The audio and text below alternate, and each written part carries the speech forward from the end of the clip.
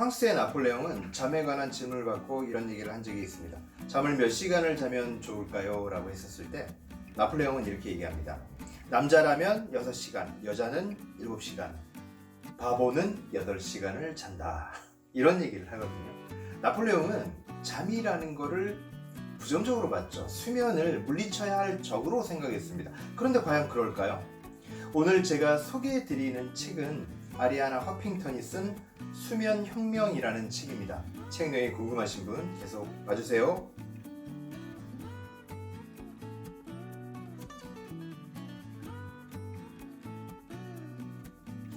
여러분 안녕하세요.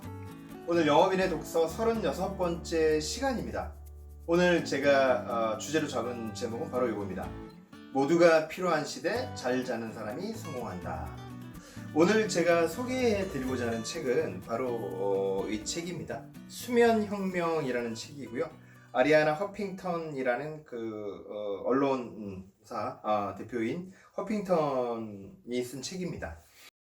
여기에 이 책을 읽어보시면 재밌는 얘기들 중에 한 가지가 뭐냐면 그거예요. 24시간 동안 잠이 얼마나 중요하냐면 24시간을 잠을 안 주무시면 혈중 알코올 농도가 0.1%가 된다고 합니다. 혈중 알코올 농도가.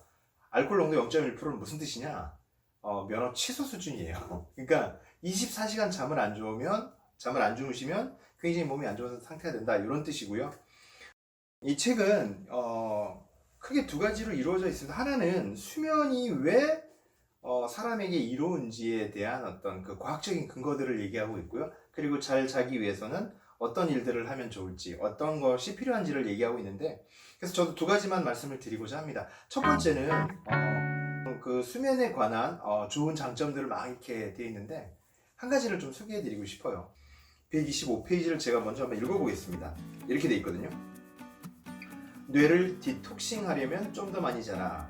최근의 중요한 연구 결과 가운데 하나는 수면이 기본적으로 낮 동안 뇌세포 사이에 쌓인 찌꺼기, 즉 독성 있는 단백질을 포함한 세포 찌꺼기를 청소하기 위해 데려온 야간 청소부와 같다는 것이다. 로체스터 대학교의 병진신경의학센터의 공동센터장인 마이켄 네더카드 박사는 이러한 청소 기능의 기저를 이루고 있는 메커니즘을 연구했다. 그녀는 이렇게 말했다. 그것은 식기세척기와 같아요. 이미 사용한 더러운 식기에 음식을 담아 먹는 사람은 없을 것이다. 마찬가지로 힘과 잠재력을 온전히 발휘할 수 없는 상태의 뇌로 하루를 보내는 것에 우리가 만족할 이유가 무엇이겠는가? 바로 이런 얘기를 하거든요. 뇌를 디톡싱하는, 그러니까 청소하는 겁니다. 우리가 땀 흘리고 우리가 몸 상태가 찝찝하고 막 이럴 때 샤워하듯이, 그죠?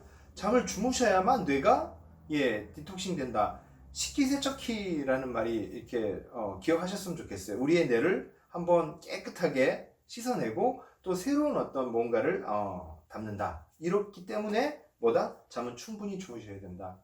2015년 미국 수면학회에 따르면 18세에서 60세 성인은 하루에 몇 시간? 7에서 8시간, 7시간에서 8시간 정도는 주무셔야 된다라고 합니다. 그러니까 여러분, 열심히 사는 건 좋지만 잠을 줄이는 건 별로 좋은 방법이 아닌 거예요. 내가 하루의 효율을 높이는데 더 좀 집중하셔야지, 잠을 7시간 자는 거를 3시간만 자야지 이런다고 해서 퍼포먼스가, 결과가 확 올라갈 것 같지는 않다는 얘기입니다. 몸만 더 해칠 수 있고요. 건강이 더 나빠지실 수가 있습니다. 그리고 두 번째로 이제 제가 소개시켜 드리고 싶은 내용은 뭐냐면 숙면에 대한 방법입니다. 숙면에 대한 방법. 숙면을 위한 10계명이라는 내용이 있거든요. 거기 10가지에 대해서 제가 말씀을 드려보고자 합니다. 첫 번째는 뭐냐면 233페이지에 첫 번째로 나오는 건 빛이 덜 있어라 라는 거예요. 즉 빛을 최대한 줄이시라는 거고요. 빛은 우리에게 수면 신호를 보내는 멜라토닌의 분비를 억제한다 라고 합니다. 즉 잠을 주무실 때는 빛을 최대한 줄이셔야 된다. 두 번째, 수면을 방해하는 블루라이트라는 건데 몇 줄을 한번 제가 읽어보면 이렇습니다. 소셜미디어를 하는데 감정 투자를 가장 많이 했다고 대답한 참가자들은 불안증과 우울증 증가와 자부심 저하뿐 아니라 수면의 질도 낮다고 말했다. 블루라이트가 뭐냐면 스마트폰에서 나오는 빛이에요. 그리고 세 번째, 침실의 온도를 낮춘다라고 합니다. 침실의 온도를 낮춘다. 약 15.5도에서 19도 사이가 가장 좋다고 하는데요. 온도가 약 24도 이상으로 올라가거나 약 12도 이하로 떨어지면 실질적으로 수면을 방해한다. 요걸 기억하셨으면 좋겠고요. 그래서 서늘한 침실 환경은 숙면을 취하는 열쇠다. 그리고 신선한 공기와 휴식 사이에는 상당히 긍정적인 관계가 있으며 긴장이 풀리고 편안함을 느낄 때 졸음이 오는 것을 느낄 가능성이 훨씬 높다. 이렇게 보실 수 있습니다. 네 번째로 기억하실 건 뭐냐? 조금이라도 꾸준히 운동한다입니다. 일주일에 적어도 5일간 약 단 20분에서 30분씩 운동을 해보자. 수면에 도움이 되는 거고요. 다섯 번째, 올바르게 먹고 푹 잔다라는 사실을 기억하셔야 됩니다. 잠자기 전에 꼭 피해야 하는 한 가지는 매운 음식이라고 하고요. 아이스크림, 설탕도 좋지 않다고 합니다. 여섯 번째, 잠자기 전 술 한 잔은 어떨까? 술이 좀 더 잠이 빨리 드는 데는 도움이 될지 몰라도 실질적으로 특별한 수면 보조 역할을 하지는 못한다는 것이다. 사실은 수면의 질이 크게 바뀌고 저하된다. 즉 잠자기 전 술 한 잔은 결코 좋지 않다라는 거고요.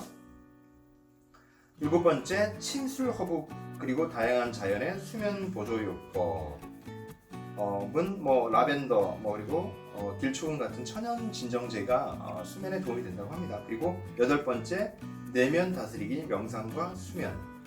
달라이 라마가 이런 얘기를 했다고 해요. 수면은 최고의 명상이다. 그리고 또 하나는 248페이지 그 몇 줄은 좀 읽어드리고 싶어요. 뭐라고 되어 있냐면 마르쿠스 아우렐리우스가 명상록에 적은 것처럼 명상은 우리가 언제든 이용할 수 있는 여행이다. 사람들은 전원에서 해변에서 혹은 산에서 자신을 위한 도피처를 찾는다. 그리고 그때 당신이 원하면 언제든 내면의 세계로 도망칠 수 있다. 마음속보다 더 평화롭고 근심 없는 도피처는 없다.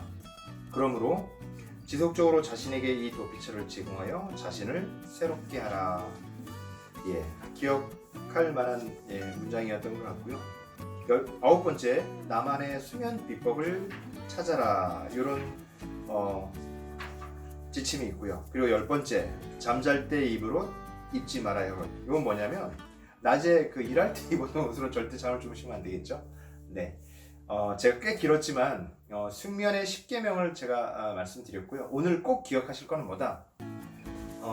수면을 충분히 취하셔야만 일하는데도 크게 도움이 된다. 특히 영업하시는 분들 중에 열정적인 분들은 수면을 줄여서 막 일을 하시는데 그러다 보면 교통사고의 위험도 있고 졸음운전을 하실 수도 있는 거니까. 그리고 우리는 고객들과 상담하기 위해서 정신집중이 필요한데 그러려면 수면을 충분히 취하시는 게 좋겠다.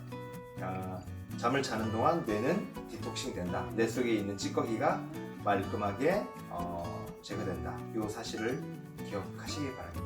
오늘 얘기 들어주셔서 감사하고요. 다음 시간에 또 좋은 책으로 인사드리도록 하겠습니다. 감사합니다. 오늘 내용은 괜찮으셨어요? 앞으로도 빠르게 영상 받아보실 분은 가운데 있는 구독 버튼 클릭해 주시고요. 화면 좌우에 있는 관련 영상과 추천 영상 함께 보시면 많은 도움 되실 겁니다. 그럼 다음 시간에 더 알찬 방송으로 찾아뵙겠습니다.